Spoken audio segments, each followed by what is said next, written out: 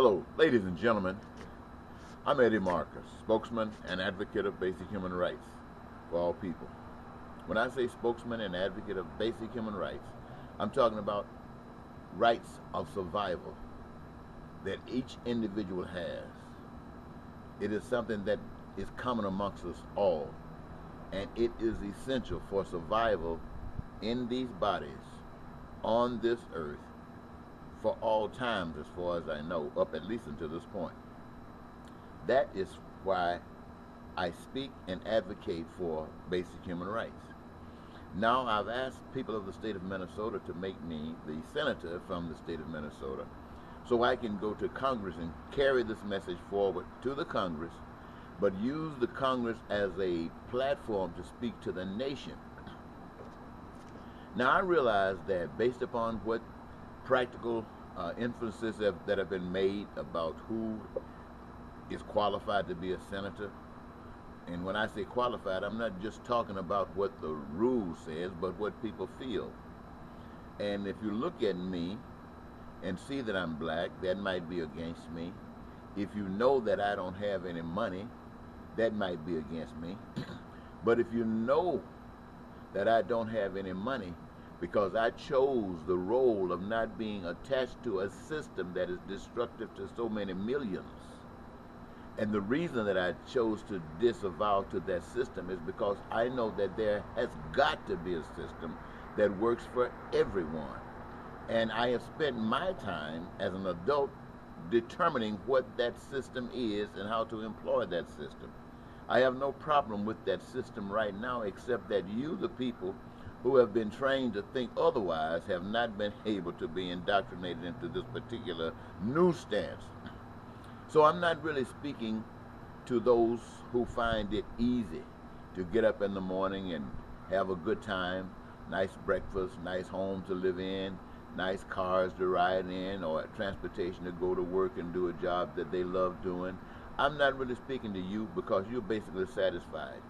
The only dissatisfaction you could have would be at other people, and you do have that at other people, but you don't have it in such a way that it offers you to offer up support for their systems that they might be able to come beyond that. No, it's a put down, and it's a put down because you've been indoctrinated as well to put that down. But there are millions of brothers out here in America who love their families but can't even support their families. There are many families together who love one another, but they're falling apart because of that which is missing that would hold them together. And what is that missing? It is the substance for the survival that I speak to you about today.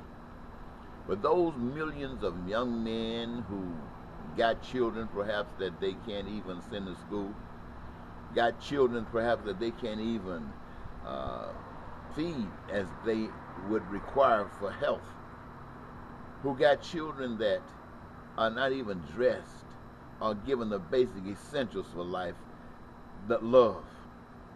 I'm speaking to you today. For those mothers out there who have children whose father is not around, I know your struggle. For those of you who are living from paycheck to paycheck or from paycheck to no check, I know your struggle. And I also know that the politicians of the past have not helped you. And I also know that the politicians today that come to you saying, vote for me, I'm going to do this for you, I hope and pray that you know that's a lie. And when I come to you and I stand before you and I say that these are certain things that I want to do for you, they sound as if they're the same things that's coming out of the other guy's mouth, the other lady's mouths, that's saying they're going to do something, and you know they're not. So what is it that make you think that I'm going to? Well, I know a lot of people will come to you and they say, well, they are a lawyer, they got this high education, they have association with these particular groups, and they are supposed to make you feel comfortable that they can support you. But what I say to you, ladies and gentlemen, that out of your pain and out of your suffering, the attention that I have wanted to draw to it has made it okay for me to commit crimes against the state, laws that were not designed to protect all of you, but just some of you. I've violated many of them, and I've gone to jail. I've been pitched out in the streets in Washington, D.C., spending the night stretched out in the street, thrown out by cops. I've been in the governor's mansion, dragged out and thrown down steps. Because what? Because you matter. Now, what made me go, and I've been to prison, don't let me miss that. I've been to prison out here in the world, and I've been to prison in the military for this whole principle that I stand before you today. I don't think there's any other politician. I've heard politicians that have been captured captured while in the military and was a prisoner of war. I've heard about that. I don't know if they did it for you. They say they did it because they were in the military serving their job. But I did it for you. I did it for you because so many of the pains that you feel, I feel the same thing. And I know of a power that perhaps you do not know of. I know there's a God. And I know that the same God that made me made you. I know that. And I know that that God that made me loves me because I have all the needs, the desires, and wants for those basic essentials for life, and I know you are no different than me. You got them as well, you want them as well, and you don't know who to trust. You have gone so far down the pivot hole till you tried on Donald Trump. Now Donald Trump has promised you that Mexico is going to build you a wall, and Mexico says, hell no. Now this guy that you put your trust in want to shut your nation down to get you a wall. Now he's going to shut your nation down. Shut your nation down to get you a wall. Now, will this wall make you a gated community, or will it make you a prisoned community? All I got to say to you, ladies and gentlemen, at the end of the day, there will be millions of young men and women out there who can't even support their kids, who can't send their kids to school, who can't send them adequately out into the world. I don't care what kind of wall you get. There are going to still be tsunamis. There's still going to be floods. There's still going to be wildfires going to burn up parts of your country. These things are still going to happen. But what are you going to do to prepare yourself to deal with these types of situations? Is anybody really talking about it? Or is it just something that explodes and you have to go out there and do the best you can do? That, to me, ladies and gentlemen, is not good enough. We spend too much time hating. We spend too much time being racist. We spend too much time being bigots. We spend too much time being fools.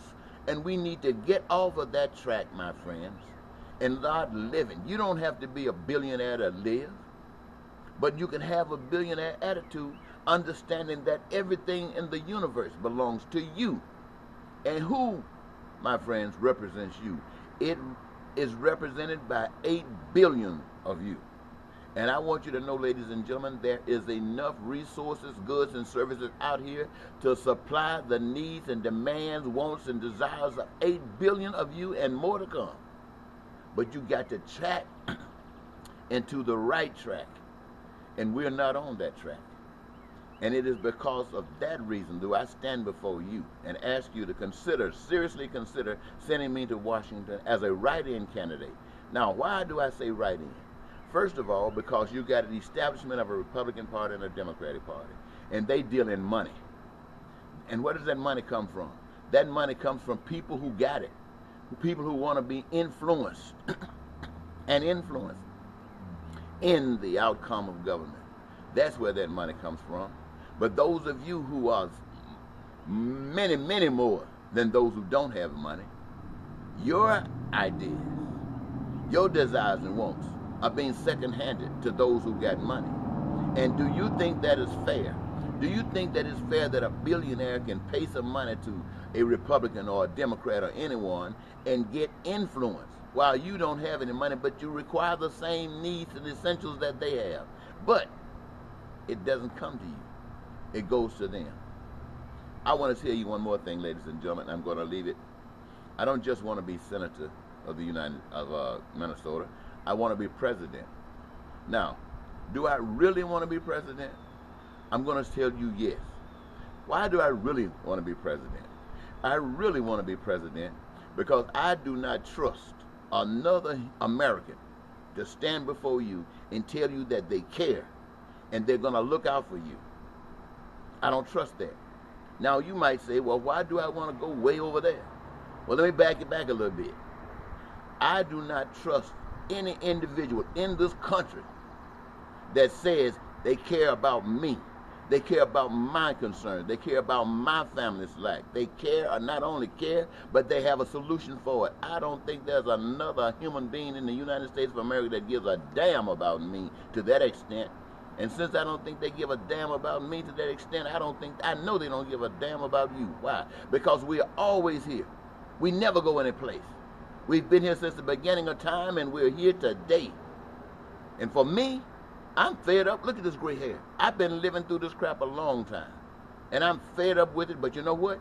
I didn't just start when my hair turned white. I started 40 years ago trying to reach you without money. And why do I try to do this when everybody says money walks and bullshit talks? I try to do it because the truth should set you free. The truth is that money keeps you bound. And if you want to be free, you better find another way of escape. It is not money. And by the power of God's love for all of us, because we exist. We didn't just pop up here. We exist. And we have needs, we have wants, we have desires, and they can be fixed. But the way to fix them, ladies and gentlemen, is not for you to just trust me, or trust Trump, or trust anybody. You got to trust yourself. And in order to trust yourself in a genuine kind of fashion, you must believe that you care for others just as others should care for you. And you must be mad about it. You must be so mad that you are not going to let anything prevent the new you. So, ladies and gentlemen, I think that if you hear some truth like that, you know if somebody's committed to go to jail, to been beat down, to go to prison, for what you pray for every day. I mean, why turn your back on that one all the time? And yes, you've turned your back on me. I've ran for president of the United States under these same principles and platforms for three terms. I've ran for governor of the state of Minnesota. I've ran for the mayor of several cities in the state of Minnesota. And each time on these truths that you could not hear. And when I say could not hear, you say, well, did you make the mass media? No. But did you make any kind of media? It's about one person hearing me. Or one person hearing this truth should be able to ignite a fire bigger than that stuff that's happening in the West. It should be able to run across this whole nation, because all across this nation people are going through changes. And they want some relief. But you have to accept this, ladies and gentlemen. Those of you who hear this for the first time, who hear it on the social media, and you probably won't hear it anyplace else, it is your responsibility, only if you agree, only if you believe, only if you're willing to engage yourselves into this matter, that you spread this to your friends, spread this to your family, spread this to your neighbors, spread these to those that you know, because the vision that you have, the freedom, the success, the liberation that comes to you also comes to them. And I leave this with you, ladies and gentlemen, in hopes that it will have meaning. Now, I've been doing this for years and years and years, and I haven't given up on you. But I heard someone say a long time ago, it wasn't me, it was you who have given up on yourselves. I'm asking you, don't give up on yourselves. Come back to life. And until next time, this is Eddie Marcus, spokesman and advocate of basic human rights for all people, saying bye-bye.